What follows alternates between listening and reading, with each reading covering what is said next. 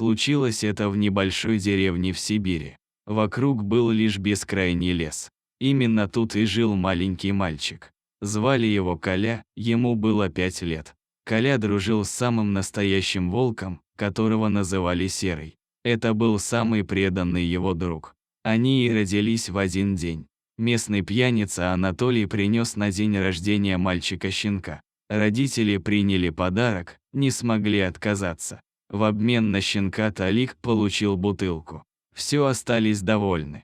Но никто не знал, что это не простой щенок, а волк, который, к тому же, в будущем спасет ребенку жизнь. Прошло какое-то время. Серый и Коля росли вместе. Они были очень дружны, соседи их очень любили и не воспринимали по отдельности друг от друга. Ведь волк с Колей всегда ходили только вместе, никогда не разлучались. Одной осенью случилось нечто ужасное. Тогда у мамы Коли был день рождения. Приехали гости, в том числе родня из города. Поэтому волка пришлось спрятать в сарае. Коля очень расстроился, ведь он рассчитывал в этот день, как всегда, играть со своим приятелем.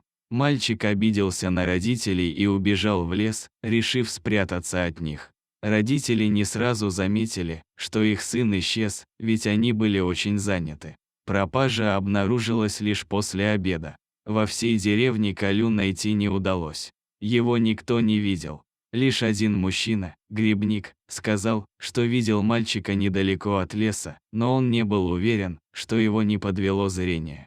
Родители начали искать Колю в лесу. Они обошли его вдоль и поперек, но так и не достигли успехов в поисках. Тем временем стемнело и похолодало. Деревенские жители собрались возле дома Коли. Кто-то решил, что стоит выпустить волка. Мол, он поможет в поисках.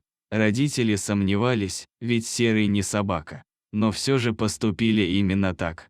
Оказавшись на свободе, волк тут же убежал в сторону леса. Жители деревни же разбились на группы и отправились искать Колю. Прошло несколько дней. Колю никак не могли отыскать, хотя поиски велись беспрерывно. И тут, спустя 3 дня, жители деревни услышали вой волка. Доносился он от деревни. Люди вернулись и поняли, что воют с Колиного двора. Возле дома их глазам предстала интересная картина. На земле лежал Коля, который явно был без сил. Возле него сидел волк и выл, явно призывая людей помочь. У него были перебиты задние лапы, ему было больно. От леса к дому шел длинный след, как будто кого-то тащили по земле. Видимо, Серый попал в один из браконьерских капканов, пока разыскивал своего друга. Но рана не остановила волка. Когда ему удалось найти Колю, он смог притащить его домой, несмотря на перебитые лапы. И лишь потом позвал на помощь людей. Люди попытались подойти к Коле, но Серый не подпустил их, начав рычать и скалить свои огромные зубы.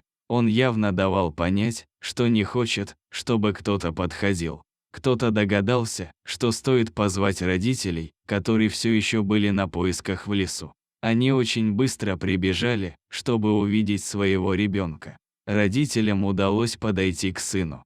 Вызвали скорую помощь. Отец отнес Колю к машине и передал в руки врачей, которые увезли мальчика в больницу.